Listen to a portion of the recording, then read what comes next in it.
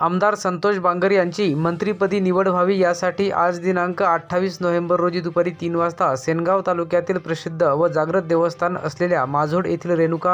रेणुका मातेकडे साकडे घालण्यात आले आहे। हिंगोली शिवसेना जिल्हा प्रमुख तथा कळमनुरी विधानसभा मतदारसंघाचे आमदार संतोष बांगर यांनी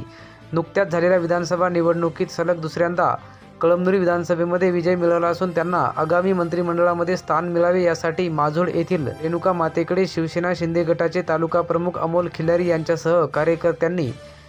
रेणुका मातेची महाआरती करून साकडे घातले आहे।